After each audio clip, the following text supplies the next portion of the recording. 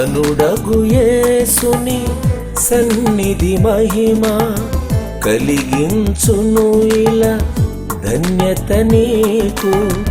ఘనుడగు యేసుని సన్నిధి మహిమ కలిగించును ఇలా ధన్యత నీకు. అనుభవించుము నేడే ప్రభు యేసుని సన్నిధి మహిమా, సన్నిధి మహిమా. ప్రభునందు ప్రియమైన దేవుని ప్రియ విశ్వాసులారా, సన్నిధి మహిమను కార్యక్రమమును వీక్షిస్తున్నటువంటి ప్రియ విశ్వాసులకు, అభిమానులకు, సంఘ బిడ్డలకు మీకందరకు నా హృదయపూర్వక వందన మరణాతలు. ప్రియ దేవుని యొక్క వాక్య భాగంలో ఉన్నటువంటి ఆత్మీయ సందేశములను మీ యొక్క జీవితంలో ఉపయోగార్థముగా ఉన్నవని నేను మీ కొరకు ప్రార్థన చేస్తూ, మీ జీవితంలో ఒక ఉన్నతమైనటువంటి స్థితిలో ఉండాలని దేవాతి దేవుని ప్రార్థన చేస్తూ ఉన్నా. దేవుని లేఖనంలో అపొస్తలుడైనటువంటి పౌలు గారు 1 కొరింథీయులకు రాసినటువంటి పత్రికలో 10వ అధ్యాయము 4వ వచనములో అందరూ ఆత్మ సంబంధమైన ఒకే పానీయమును పానం చేసిరి, ఏలయనగా తమ్మును వెంబడించిన ఆత్మ సంబంధమైన బండలోనిది త్రాగిరి, ఆ బండ క్రీస్తే. చిన్న ప్రార్థన చేసుకుందాం. మహాపరిశుద్ధుడా, వందనాలు, స్తోత్రాలు. సర్వశక్తిమంతుడా, సర్వోన్నతుడా, సర్వాంతర్యామి. దయనా బండ మీద కట్టబడిన పునాది వలె ఆ బండ క్రీస్తే. అవును నాయన, నువ్వు ఆ బండ యొద్దకే మేము నా కోరుతూ ఉన్నా. యాకోబు తలగడగా చేసుకున్న ఆ బండ యాకోబు జీవితాన్ని మార్చివేసింది. అవును నాయన,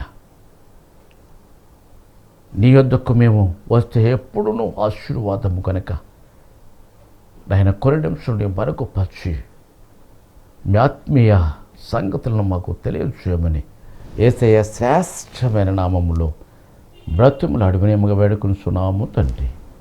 ఆమేన్, ఆమేన్.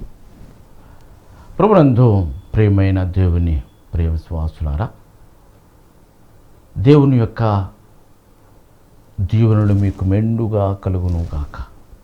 ఆమేన్. దేవుని నడిపించినటువంటి మోషే మేఘంలోను సముద్రంలోను బాప్తిస్మము పొందిరి, అందరూ ఆత్మ సంబంధమైన ఒకే ఆహారమును భుజించిరి, అందరూ ఆత్మ సంబంధమైన ఒకే పానీయమును పానము చేసిరి, ఎలయనగా తమ్మును వెంబడించినటువంటి ఆత్మ సంబంధమైన బండలోనిది తాగిరి, ఆ బండ క్రీస్తే. వెంబడించిన బండ, మనను వెంబడిస్తూ ఉన్నటువంటి బండ, దేవాతు దేవుడు మనలను వెంబడిస్తున్నటువంటి బండ అయినటువంటి క్రీస్తు. మనము దేవుణ్ణి వెంబడించిన, దేవుడు మనల్ని వెంబడించిన. అందుకే లేఖనంలో మీరు నా యొద్దకు రండి, నేను మీ యొద్దకు వస్తాను. ప్రభు యొద్దకు మనము వెళ్ళినప్పుడు ప్రభు మనతో వస్తూ ఉన్నాడు. మన ప్రభు యొద్దకు వస్తే చాలు, ప్రభు నమ్ముకుంటే చాలు, ప్రభువే మనతో వస్తూ ఉన్నటువంటి మాటను బట్టి ఆ బండ క్రీస్తే. వెంబడించిన బండ, ఇశ్రాయేలు ప్రజలు వెంబడించిన బండ. ఇక్కడ దేవుని యొక్క మాట మనకు చూడగలిగితే పౌలు గారు కొరింథీ సంఘంలో రాస్తున్నటువంటి, సహోదరులారా, ఈ సంగతి మీకు తెలియకుండా నాకు ఇష్టం లేదు. అదేదనగా మన పితరులందరూ మేఘము క్రింద నుండిరి, వారందరూ సముద్రంలో నడిచిపోయేది, సముద్రం 2 పాయలుగా చేసి అనేకమైనటువంటి అద్భుతాలు చూశారు.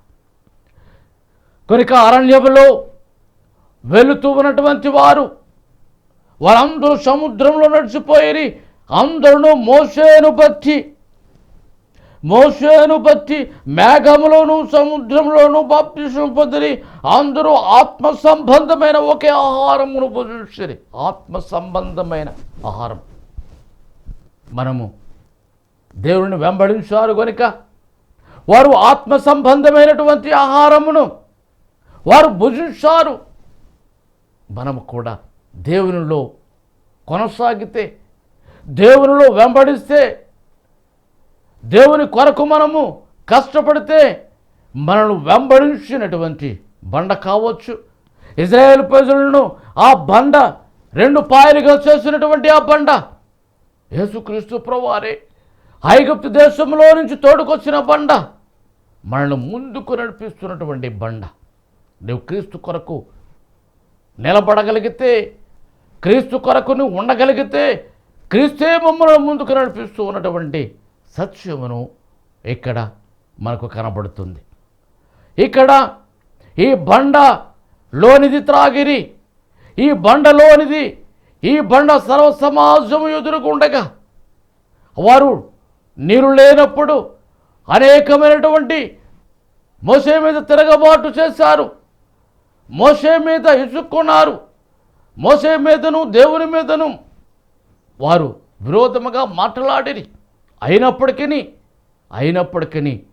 మోషేతో దేవుడు మాట్లాడుతున్నాడు. సర్వ సమాజము చూస్తూ ఉండగా, అందరూ చూస్తూ ఉండగా నీ చేతిలో ఉన్న కర్రను బట్టి బండను కోచమన్నాడు. ఇప్పుడు మనం గమనించినట్లయితే ఆ బండ అయినటువంటి క్రీస్తును, ఆ బండలోనిది, ఆ బండలో నుంచి ప్రవాహం వల్లే వచ్చినట్లుగా మనము చూడగలుగుతూ ఉన్నాము. ఆ బండలో నుంచి వచ్చినట్లుగా, ఆ బండలో నుంచి ప్రవాహం వల్లే మరి నీరు వచ్చినప్పుడు వారందరూ తృప్తిగా త్రాగి, ఆ బండలోనిది త్రాగిన ఆత్మ సంబంధమైనటువంటి నీరును. అలాగే క్రీస్తులో మనం ఉన్నప్పుడు, దేవుని కొరకు మనం పాటుపడుతున్నప్పుడు, దేవుని కొరకు మనం నడుస్తూ ఉన్నప్పుడు అనేకమైనటువంటి ఇబ్బందులు, ఇరుకులు వచ్చినప్పటికీ వాటన్నిటిని ప్రక్కకు పట్టి దేవుని చిత్తం ఏదో ఆ చిత్త ప్రకారంగా నడవగలిగితే నడిచిన వారందరూ ముందుకు వెళ్ళగలిగారు. ఎందుకంటే ఆత్మలోనిది తాగిరి. ఈ ఆత్మీయ బండ అయినటువంటి, వెంబడించినటువంటి బండ అయినటువంటి యేసుక్రీస్తు ప్రభువారిని వెంబడించినటువంటి ప్రతి ఒక్కరూ వారు మన్నాను భుజించరి, ఆహారమును భుజించరి, ఆత్మీయమైనటువంటి ఆహారమును. ప్రేర మనం గమనించిన మన జీవితంలో సంతోషం, ఆనందంతో గడిపే కుటుంబాలను మనం చూడగలుగుతున్నాం. అందరూ కూర్చొని తినే ఆనందమును మనం చూడగలుగుతూ ఉంటాం. మన ఇంటిలో అనేకమైన విందులు చేసుకున్న మనశ్శాంతి లేకుండా ఉన్న కుటుంబాలన్నీ చూస్తూ ఉన్నాం. కానీ ఇక్కడ కూడా ఇజ్రాయెల్ ప్రజలు అనేకమైనటువంటి సంఘటనలు కూడా మనం చూస్తూ ఉన్నాం. ఇక్కడ గొడవ పెట్టే మనుషులు కనబడుతూ ఉన్నారు. అలాగే ఆత్మీయతతో నడిపించే బిడ్డలు కూడా ఉన్నారు. కనుక దేవుడు ఇచ్చేది ఆత్మీయ ఆహారమే. కానీ దాన్ని ఆత్మీయతతో తీసుకుంటే ఆత్మీయ ఆహారమే. అది ఆత్మీయత లేకుండా తీసుకుంటే అది మనకు ఎందుకు పనికిరానటువంటి ఆహారముగా కనబడుతూ ఉంది. చాలామంది దాన్ని కొందరు ఆత్మీయ ఆహారంగా మనం పోషించే ఆహారం ఇదే అని చాలా సంవత్సరాలు, 40 సంవత్సరములు ఇజ్రాయేల్ ప్రజలు మన్నాను భుజించిరి. అలాగే మన్నాను భుజించిన వారు సరిపోయిరి. విరోధమైనటువంటి వారు, దేవునికి విరోధమైనటువంటి వారు, దేవుని ప్రకారంగా నడవలేనటువంటి వారు, అక్రమంగా తీసుకున్నటువంటి వారు, అయోగ్యతతో తీసుకున్నటువంటి వారు మనం గమనించినట్లయితే అనేక లక్షల మంది పాలు తేనెలు ప్రవహించు దేశానికి బయలుదేరారు. కానీ అందరూ చేరలేదనే సత్యాన్ని లేఖనములు వివరిస్తూ ఉన్నవి. అందరూ చేరలేదు, అరణ్యంలోనే ఉండిపోయారు. ప్రేరా, దేవుని యొక్క చిత్త ప్రకారంగా ఎవరు నడవగలుగుతున్నారో, ఎవరు వెంబడిస్తున్నారో, మనము దేవుని వెంబడించినా, దేవుడు మనల్ని వెంబడించినా, మనం దేవుని యొద్దకు వెళితే దేవుడు మన యొద్దకు వస్తాడు. కనుకనే దేవునిలో మనం ఉండగలిగితే దేవుడు అనే బండ మనతో ఉంటుంది. కనుక ఆ బండలోనిది త్రాగినట్లుగా మనం చూడగలుగుతాం. అందరూ ఆత్మ సంబంధమైన ఒకే పానం చూసరి ఎలయనగా తమ్మును వెంబడించిన ఆత్మ సంబంధమైన బండలోనిది తాగిరి. ఆ బండ క్రీస్తే. లేఖనంలో అనేకమైనటువంటి మాటలు మనకు కనబడుతున్నది. ఆదికాండము 49వ అధ్యాయము 24వ వచనములో లేఖనం ప్రకారంగా మనం గమనించినట్లయితే, యాకోబు కొలుసు పరాక్రమశాలి అయిన వాని హస్తబలము వలన అతని విల్లు బలమైనదగును, ఇశ్రాయేలులకు బండయు మేపేడువాడును ఆయనే. నీకు సహాయము చేయు నీ తండ్రి దేవుని వలన పైనుండి వింటి దీవెనలతో అందిస్తాడు. ఇప్పుడు మనం గమనించి యాకోబు గారి విషయంలో, యాకోబు అరణ్యంలో ఉన్నప్పుడు తలగడగా చేసుకున్నటువంటి రాయి ఆయనను టర్నింగ్ పాయింట్గా చూసినట్లుగా మనం చూడగలుగుతున్నాం. ఈ రాయి తలగడగా చేసుకున్నటువంటి ఈ రాయి ఆయనకు దేవుడు కనబడి, దేవుడు పైరుండి నేను నీకు తండ్రి అయిన దేవుడును, ఇస్సాకు దేవుడును అంటూ ఉన్నాడు. నేను యెహోవాను అంటూ ఉన్నాడు. నీవు పండుకున్న ఈ స్థలము నీకు నీ సంతానమునకును ఇస్తాను అంటూ ఉన్నాడు. ఇలాగా దేవుడు మాట్లాడడం చాలించిన తరువాత అతను మెలకు వచ్చినప్పుడు ఆ రాయును తీసుకుని నిలబెట్టి నూనె పోసి ఇది దేవ మందిరం అంటూ ఉన్నాడు. ఇది దేవుని యొక్క పరలోక గౌని, ఇదే దేవుని యొక్క స్థలము అంటూ ఉన్నాడు. యాకోబు జీవితంలో నేను ఏ స్థలానికి ఎక్కడికెక్కడికి నడిపిస్తాడో ఆ స్థలములన్నిటిలో నాకు వచ్చే రాబడిలో 10వ భాగమని దేవుడు నడిపిస్తూ ఉన్నాడు. ఇప్పుడు మనం గమనించినట్లయితే నీవు ఆత్మీయ అటువంటి దేవుడు నడిపించే మార్గంలోనికి నువ్వు వెళ్ళినప్పుడు నువ్వు ఆ స్థలంలోనికి యాకోబు తీర్మానించుకున్న రీతిని బట్టి, నువ్వు నిర్ణయించుకున్న రీతిని బట్టి దేవాతి దేవునికి నీవు ఇవ్వవలసినటువంటి రీతిని బట్టి యాకోబు చేశాడు కనుక యాకోబు జీవితంలో అనేకమైన అద్భుతాలు జరిగినట్లుగా మనం చూడగలుగుతున్నాం. లేఖనంలో అనేక మంది అనేక మేలులు వారి సంతానంలో నుండే 11 మంది సంతానమును మనం చూడగలుగుతూ ఇశ్రాయేలు ప్రజలు అతను విల్లు బలమైనదగును, ఇశ్రాయేలునకు బండయు. ఇశ్రాయేలు ప్రజలకు బండ అంటే ఇశ్రాయేలు పక్షముగా పోరాడేవాడు. ఎలాంటి వాడు అంటే బండ అయిన వాడు, అద్భుతాలు చేసేవాడు, బలమైన వాడు, శక్తిమంతుడు, సర్వోన్నతుడు, సర్వాంతర్యామి. అటువంటి ఇశ్రాయేలు ప్రజలకు నాయకత్వము వహించినటువంటి మోషేను మనం చూడగలుగుతూ ఉన్నాం. అంటే గొప్ప నాయకుడు.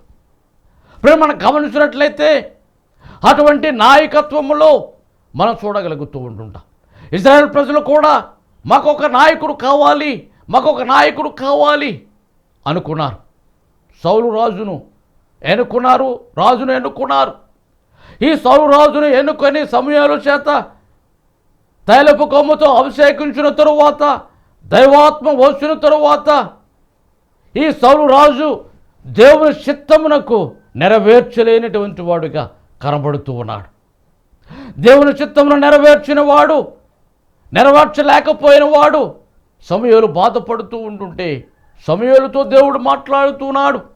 ఇంకొకరిని నేను ఎన్నుకుంటాను, ఇంకో దైవాత్మ కలిగిన వారిని నేను ఎన్నుకుంటాను, పరాక్రమం కలిగిన వారిని నేను ఎన్నుకుంటాను, బలమైనటువంటి వారిని ఎన్నుకుంటాను, నువ్వు బాధపడకు అని సమూయేలుతో చెప్పి సమూయేలును యెషయా కుమారులలో నేను ఒకరిని ఎన్నుకోబోతూ ఉన్నాను, నువ్వు అక్కడికి వెళ్ళు అని సమూయేలుతో చెప్పి యెషయా దగ్గరికి బెత్లెహేమీయుల దగ్గరికి వెళ్ళమంటాడు.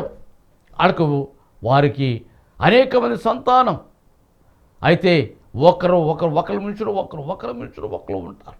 ఇప్పుడేనా అందరూ వచ్చేసిన కానీ దేవుడు ఏం మాట్లాడలేదు. ఏమో యెషయాని పిలిచి ఎంతమందిని కుమారులు ఇంకా ఉన్నారా అంటే కడసారి వాడు ఉన్నాడు, వాడు గొర్రెలు మేపుతూ ఉన్నాడు.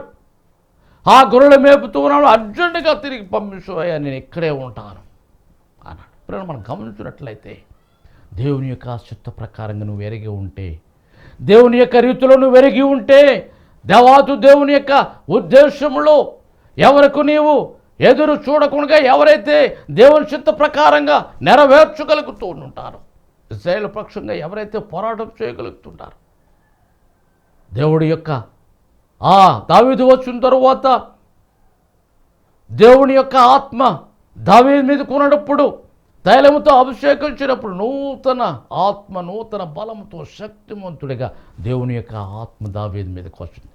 ఇప్పుడు మనం గమనించినట్లయితే, నువ్వు బాప్తిసం తీసుకున్నా దేవుని యొక్క ఆత్మ పొందుకున్నప్పుడు నువ్వు గొప్ప శక్తిమంతుడు అవుతావు.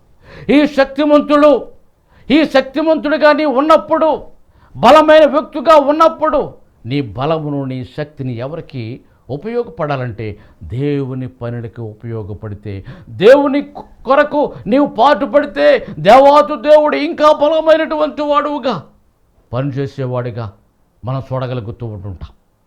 కనుక అటువంటి బలమును సౌలు చేయలేకపోయాడు. కనుకనే మళ్ళా దేవుడు దావీదును ఎన్నుకొని బలమైనటువంటి వాడిగా ఏర్పాటు చేసినటువంటి దావీదు ఆ గొర్రెలు మేపుతూ ఉన్నప్పుడు, ఒక సింహం వచ్చినప్పుడు, ఆ గొర్రె పిల్లలు పట్టుకెళ్ళినప్పుడు సింహపు నోటిలో నుంచి దాన్ని పెకిలించి పై పెదవిని కింద పెదవిని చీల్చి వేసినటువంటి దావీదు గొప్ప శక్తిమంతుడయ్యాడు. అలాగే ఎలుగుబంటి చంపి తన గొర్రెలను కాపాడుకోవటంలో, ప్రియ నాయకత్వంలో, తన యొక్క ఇశ్రాయేలు ప్రజల్లో ఎటువంటి సమస్యలు ఉన్నప్పటికీ, ఎటువంటి ఇబ్బందులు ఉన్నప్పటికీ తీర్చగలిగినటువంటి వాడే నాయకుడు. సమర్థవంతంగా నడిపించినప్పుడే నాయకుడు.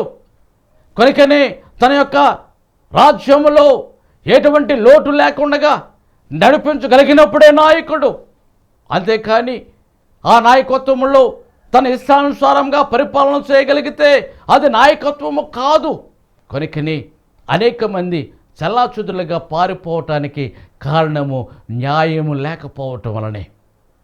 కనుకనే ఇక్కడ దావీదు చూస్తూ ఉన్నాడు, ఇశ్రాయేలు ప్రజలను హింసిస్తూ ఉన్నటువంటి గొల్యాతును ఎలా సంహరించాలా అని చూస్తూ ఉన్నాడు. దేవుడు ఆత్మబలముతో సింహములను ఎలుగుబంటిను దేవుని నామములో నేను చంపినటువంటి వాడును, ఈ ఫిలిష్తీయుడు, ఈ సున్నితి లేని ఫిలిష్తీయుడు నాకు లెక్క కాదు అని చెప్పడం మనం చూడగలుగుతూ ఉన్నాం. ఒక చిన్న రాయితో, ఏటిలో ఉన్న ఒక రాయిని తీసుకుని, బండంటే పెద్దది, రాయి అంటే చిన్నది, ఎంతటి కుండనైనను ఆ చిన్న సిల్లు ఉంటే నీరును పారగొట్టును. చిన్న సిల్లు అయినా, చిన్న పాపమైన నీ ఆత్మీయతను తగ్గించును. సంసోను గొప్ప వ్యక్తే, చిన్న పాపం వల్ల మొత్తం కూలిపోయాడు.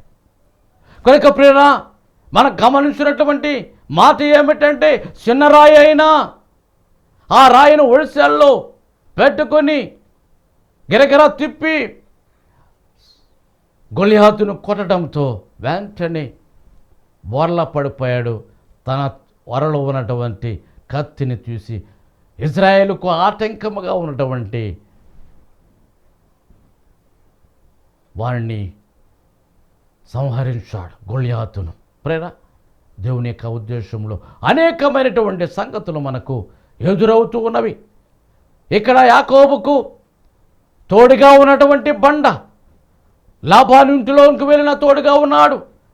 తన యొక్క సైన్యాన్ని గిలాదు కొండ మీదకు వచ్చినప్పుడు కూడా తోడుగా ఉన్నాడు. తన సైన్యాన్ని తన కుమార్తెలతో తన భార్యలతో గిలాదు కొండ మీద ఉన్నప్పుడు లాబాను తన సైన్యంతో యుద్ధం చేయటానికి బయలుదేరుతూ ఉండగా దేవుడు అంచు ఉన్నాడు, గద్దిస్తూ ఉన్నాడు. లాబాను, నువ్వు వెళుతున్నావు సరే, నా కుర్రవాడి మీద, నా ప్రజల మీద ఏదైనా జరిగితే నీ కుటుంబమును సర్వనాశనము చేస్తాను అన్నాడు. దేవుడే గద్దించాడు. కనుక ఆ గద్దింపుకు లోబడినటువంటి లాబాను, నేను అయ్యా నేను అలాగ వెళ్ళట్లేదు, నేను చూడటానికి మర్యాద చేయటానికి వెళ్తూ ఉన్నాను అని వెళ్ళాడు, మర్యాద చేశాడు, తిరిగి వచ్చాడు. ప్రేమ మనం గమనించినట్లయితే దేవుని యొక్క ఉద్దేశము ప్రకారంగా ఎవరు వెళుతూ ఉన్నట్టు ఇక్కడ ఇజ్రాయేలుకు బండయు మేపేడువాడు నువ్వు ఆయనే, నీకు సహాయం చేయు నీ తండ్రి దేవుని వలన పైనుండి మెంటి దీవెనలతో కిందకు వచ్చును అన్నట్లుగా యాకోబుకు తన సంతానం విషయంలో కానీ రెండు జనాంగముగా ఎలాగైతే ఒక్క కర్రతో నేను ఈ యోర్దాను దాడితేని మళ్ళీ రెండు గుంపులుగా యోర్దాను నది దగ్గరికి వచ్చినప్పుడు యోర్దాను నది దగ్గర ఆయన పట్టుగా ఆయన యాకోబు దేవునితో పెనుగులాడటం మనం చూడగలుగుతూ ఉంటాం. కనుక ఒక్కడు నరుడు దేవునితో నన్ను ఆశీర్వదించేంత వరకు నేను వదిలిపెట్టనంటదో తెల్లవాళ్ళు పెనుగులాట. ప్రేర దేవుని యొక్క ఆశీర్వాదం ఆ విధముగా యాకోబుకు మనం వచ్చినట్లుగా మనం చూడగలుగుతాం. మరొక వచనములో కీర్తన గ్రంథము 40వ అధ్యాయము 2వ వచనములో నాశనకరమైన గుంటలో నుండి జిగట గల దొంగ ఊబిలో నుండి ఆయన నన్ను పైకెత్తును, నా పాదములు బండ మీద నిలిపి నా అడుగులు స్థిరపరుచెను. మనం గమనించట్లేదు దేవుని వాక్యంలో దేవుని మనం వెంబడించినప్పుడు, దేవుడు మనల్ని వెంబడించినప్పుడు మనలను నాశనకరమైన గుంటలో నుండి జిగట గల దొంగ ఊబిలో నుండి ఆయన నన్ను పైకెత్తును, నా పాదములు బండ మీద నిలిపి నా అడుగులు స్థిరపరుచును. మోసకరమైనటువంటి వారి నుండి ఇక్కడ జిగట గల దొంగ ఊబిలో నుండి, ఈ దొంగ ఊబి మనకు హానికరమైనది. ఈ హానికరమైనటువంటి ఊబిలో నుంచి మనలను తప్పించే వాడు ఆయనే. వీటిని తప్పించేవాడు దేవుడే. నా పాదములు బండ మీద నిలిపి నా అడుగులు స్థిరపరచును. బండ అనగా క్రీస్తు మీద నిలిపి మంచి మార్గంలో, మంచి నడవడికలో, మంచి నాయకత్వంలో మనను నడిపించేవాడిగా కనబడుతూ ఉన్నాడు ఇశ్రాయేలు దేవుడు. ఇశ్రాయేలు ప్రజలను అరణ్యంలో పగలు మేఘస్తంభముగాను రాత్రి అగ్నిస్తంభముగా ఏ విధముగా నడిపించాయో అదే రీతిగా మనము ఆ బండ మీద నా పాదములు స్థిరముగా నిలిపినట్లయితే ఆ బండ మనను నడిపిస్తూ ఉన్నట్లుగా మనము చూడగలుగుతూ ఉంటాం. యోబు అంటూ ఉన్నాడు, యోబు గ్రంథము 29వ అధ్యాయము 6వ వచనములో, నేను పెట్టిన అడుగెల్లా నేతిలో పడెను, బండ నుండి నా నిమిత్తము నూనె ప్రవాహముగా కారెను. బండ క్రీస్తు అనుకున్నా, నా నిమిత్తము బండలో నుంచి నా నిమిత్తము నూనె కారుతూ ఉన్నది. మనము చూడగలిగితే ఆ బండ అయినటువంటి క్రీస్తు ఈ లోకానికి వచ్చి మనందరి కొరకు ఆయన సిలువలో ఆయన పెట్టినటువంటి గాయముల ద్వారా చేతులలోను తలలోను ప్రక్కపు బల్లెపు పోటుల్లోను కాళ్ళలో మేకులు 5 గాయములు, దైవజనుడు 5 గాయములు నొందినావా అనే కీర్తనలో మనం చూడగలిగితే 5 గాయముల ద్వారా ఆయన పడుతున్నటువంటి కష్టమును, పడుతున్నటువంటి శ్రమను చూసి ఆయనలోంచి బండలోంచి నూనె అనగా ఆయనలోంచి కారుతున్నటువంటి కలువులుగా కారుతున్నటువంటి రక్తమెల్లా మనం చూస్తుంటే మానవుల కొరకు, ఈ ప్రజల కొరకు తన యొక్క రక్తమును చిందించినట్లుగా మానవ ప్రయోజనము కొరకు ఆయనే సిలువలో బలియాగముగా ఉన్నట్లుగా మనం చూడగలుగుతూ ఉన్నాం. ఆయన ప్రతి రక్తమును ప్రక్కపు బల్లెపు పోటులో రక్తంతో పాటు నీరు కూడా వచ్చినట్లుగా మనం చూడగలుగుతూ ఉన్నాం. ఆయన రక్తములో మిళితమైపోతున్నట్లుగా మన కొరకు ఆయన సిలువ బలియాగం. ఎవరైతే నాయకత్వముగా ఉంటున్నారో వారు సౌఖ్యము కాకుండా వారు ప్రజల కొరకు, ఎవరు క్రీస్తులాగా వారు సిలువ మరణము పొంది వారు ఆయన యొక్క రక్తమును చిందిస్తారో, వారి నాయకత్వంలో వారి కొరకు, ప్రజల కొరకు ఎవరైతే అటువంటి స్థితిలో యేసుక్రీస్తు ప్రభువారు ఎలాగైతే మానవుల కొరకు శ్రమపడి ఉన్నారో, ఏనాడు కూడా ఎవరైతే సంఘాలలో కాపులుగా ఉన్నారో అంటుండే యేసుక్రీస్తు ప్రభువారు ఉన్న కొనలో గొర్రెలకు మంచి కాపరిని, నా ప్రాణము గొర్రెలకు పెట్టుదును అన్నట్లుగా ఎవరైతే తన ప్రాణమును ప్రజల కొరకు ధారపోస్తారో, ప్రజల కొరకు కష్టపడతారో, ప్రజల కొరకు క్షేమమును నడిపిస్తారో వారి మంచి నాయకత్వముగా దేవుడు నిర్ణయిస్తాడు.